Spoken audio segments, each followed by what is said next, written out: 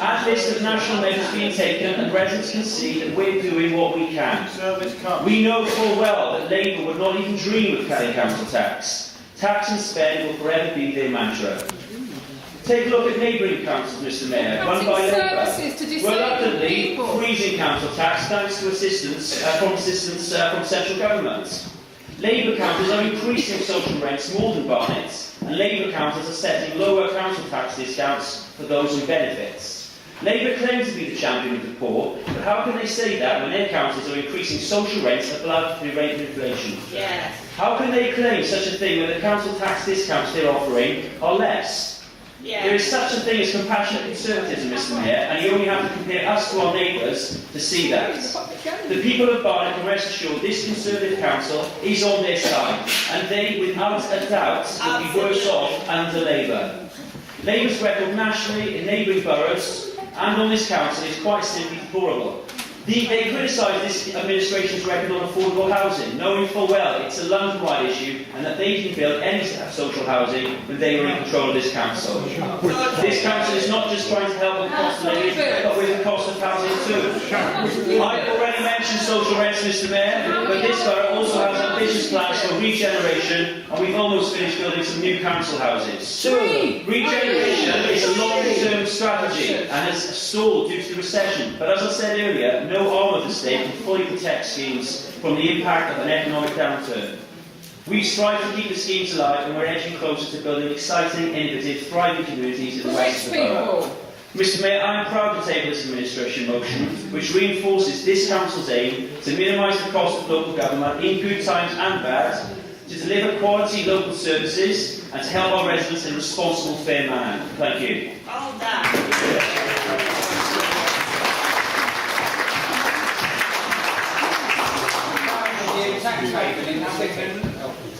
I move the amendment in my name, Mr Mayor. So the UK economy is at its best since George Osborne took over as Chancellor.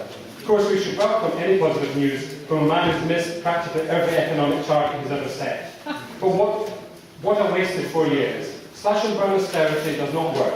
US Treasury Secretary Jack Lew understands this. Gordon Brown understood it. Yes, popular to vilify the man, but he understood that this was a recession built on a collapse in demand, not supply, and that demand is constrained by hugely destructive austerity policies. As Jack Lew wrote in the Financial Times recently, we knew we could not cut our way out of prosperity. To remain on the path of continued growth, we need to avoid self-inflicted wounds. In Europe, the nascent economic recovery soon turned into a double-dip recession. Look at Ireland. The harsher the austerity, the worse the growth performance. In the US, sustained growth and the slashing of the deficit. As Nobel economist Paul Krugman has pointed out, it's not surprising that the British economy eventually picked up once Mr Osborne let up on the punishment. Vindication for Osborne? As Krugman says, only if you accept the logic of the Three Stooges episode where Curly kept banging his head against the wall. When asked why, he replied, because it feels so good when I stop. Miliband has led on pressing for action on the cost of living. What has been the cost of Cameron? Prices risen faster than wages for 40 out of the past 41 months. Childcare costs up 30%. Average earnings for working people in London, 3,804, a year lower than in real terms than in May 2010. Under Boris Johnson, fares in London now the most expensive in the world. Cost of a single bus journey increased by 61%. Cost of a 1 to 6 1 travel car gone up by 509. Energy bills up by almost 300 for families, and businesses say it's the second biggest cost they face. Private rents in Barnet now the most expensive in London, and Barnet house prices 13 times the average earnings. This Tory government has failed to sign up to Labour's pledge to freeze energy bills for 2 years to help struggling families. Last year, Julie Johnson presented a fuel poverty motion and asked for Barnet to join the big London energy switch. Did you join when it started? No. You delayed. Another example of Labour leading in Barnet Tory Scotland. 3 new council houses now being built. Too little, too late, and following a decade with one of the worst records in London for delivering new affordable homes. In our last manifesto, we called for more council houses to be built. Barnet Labour leading the way once again.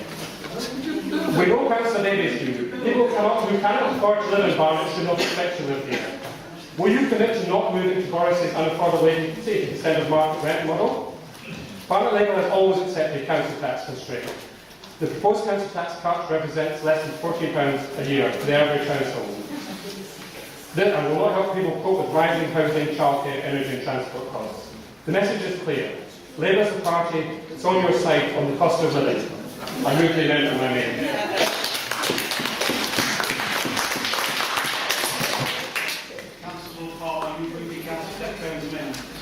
Mr Mayor, I am moving the amendment. Thank you. Mr Mayor, I sometimes feel like Dr Jekyll and Mr Hyde. I don't look like them. I spent my day job as part of the Conservative Liberal Democrat coalition. I'm here in the evening, not taking the blandishments. I am part of the opposition. And the point is that this motion has a lot of good things in it because it's complementing on the things that the coalition government has achieved, and particularly the Liberal Democrat achievements within there, which it acknowledges, such as, and acknowledged in our amendment, such as the £10,000 which everyone can earn without paying tax, which was a Liberal Democrat assistance as part of the coalition agreement, school meals benefits, which in Barnet helps 12,000 children.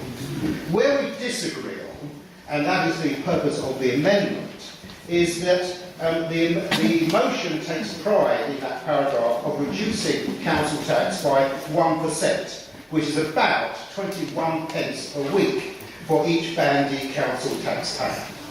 So, as the resident drives down the London Borough of Barnet roads and falls into a pothole and the tyres burst and the exhaust comes out, he or she can comfort themselves that they've saved 21p per week on their council tax. As they walk down the road and trip over the footpath because there's broken paving stones everywhere and loose paving stones, they can comfort themselves that their council tax is 21p a week less. As they park or try to park their car and pay the large charges that we charge, they can comfort themselves that that parking money is going to bolster up the other deficits within the council budget.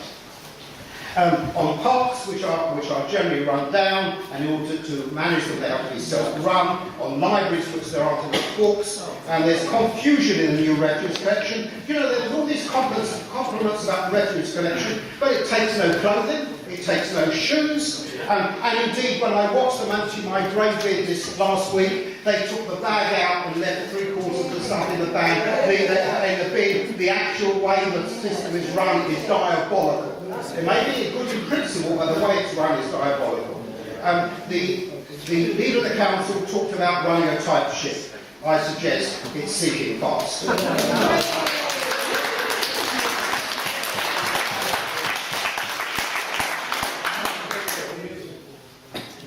Good. Thank you, Mr. Mayor. 3 minutes. I'll have to be very quick. As a Conservative, I think one thing, Mr. Mayor, above all else, and that's that you know how to spend your money better than the state knows how to spend it on your behalf. Which is why, as Conservatives, we are proud to be cutting tax. And if you ask anyone on the street, would you rather have tax down or up? I think you're going to get a very resounding yes to the tax down.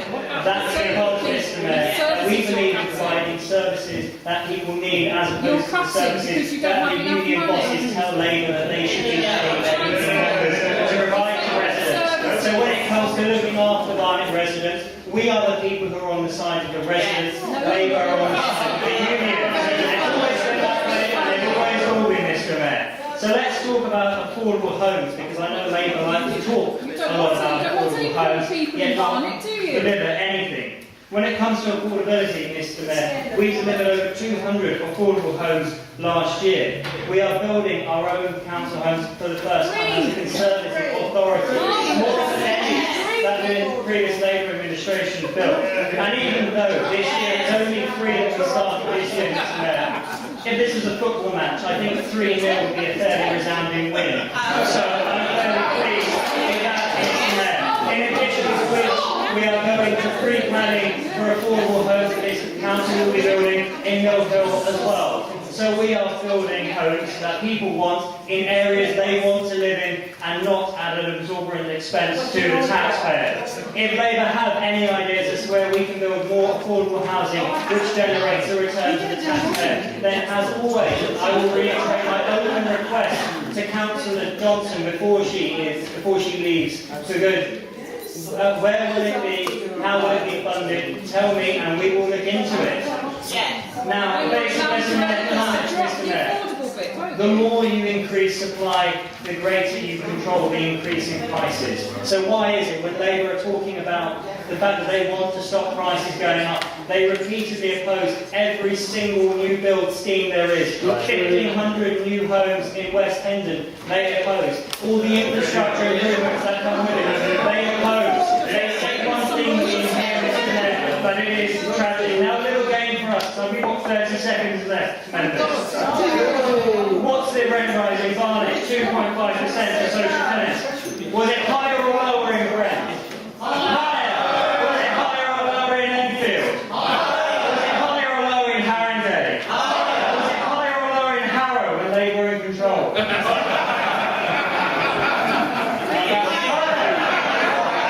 higher or lower in Leasington? Vote Conservative, Mr. Mayor.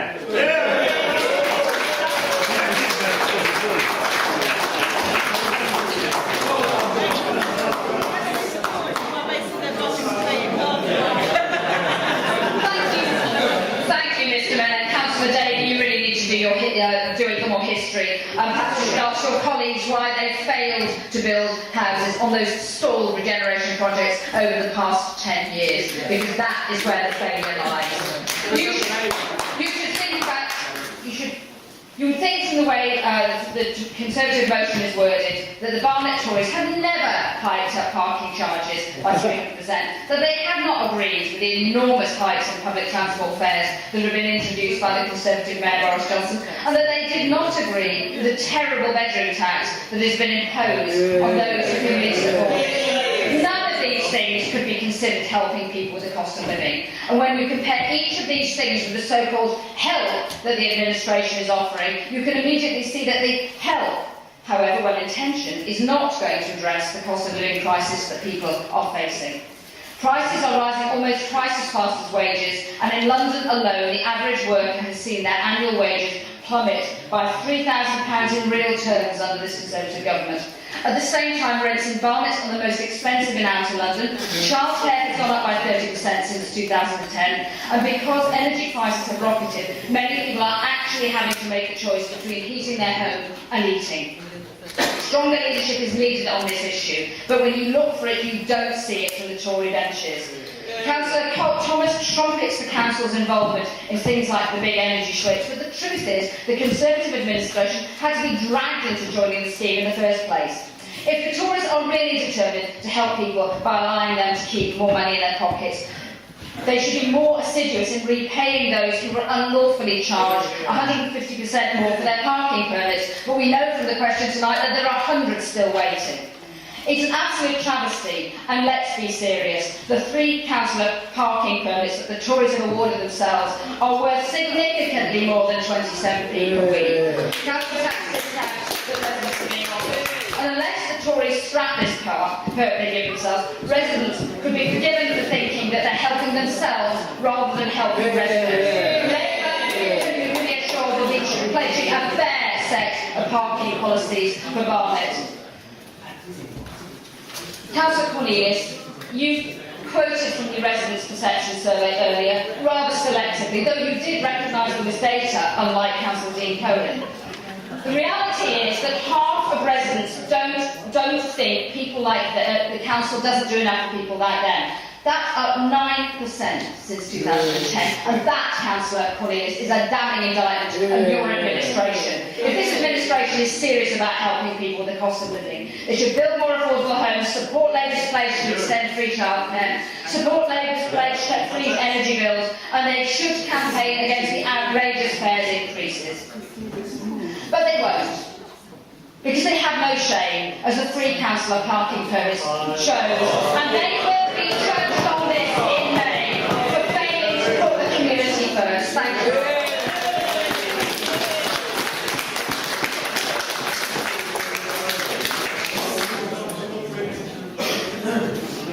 Mr Mayor, Councillor Houston is considering Labour's talking down of the economy. He's out of date, calling Gordon Brown of all people, who took his eye off the ball with the investment banks. Labour out of touch. Councillor Houston talked about austerity being the problem, as if austerity has stopped demand, as if the government should create demand, and austerity is therefore somehow prohibiting it. It's just very old-fashioned. Labour out of touch. It's no wonder. It is no wonder why half of Labour supporters do not trust any ban their balls with the economy, and that's from a Guardian poll of all places. They really do need to change the attack, but they've already got a few months to do it. I don't think they will, Mr. Mayor. No commitment to cut council tax, no support to our policy on social rents, and no acknowledgement of what Labour are doing in other councils. Councillor Lord Palmer thinks 21 pence a week reduction is not worth having, but along with the other measures certainly that the government is taking, it all adds up. And the response so far from consultation has been very positive in regards to council tax. And Councillor Lord Palmer talks down our services, which is probably even worse. Overall satisfaction for council is at an all-time high, Councillor Lord Palmer. Yes. Austerity and good services can go hand in hand, and we're showing in Barnet that it is possible. Well, Councillor David Watson, I said, he talked an awful lot of sense.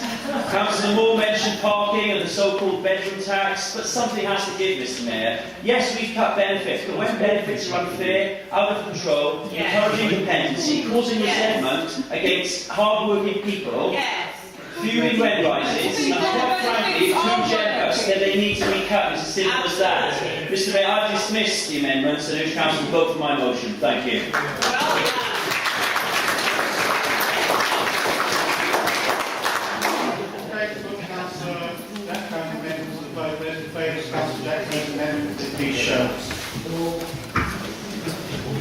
That's 3, Mr. Mayor. Those against? That's a clear majority against. The amendment is lost. Now moving to Councillor Houston's amendment. Those in favour of Councillor Houston's amendment, would they please show? 20, Mr. Mayor. Those against?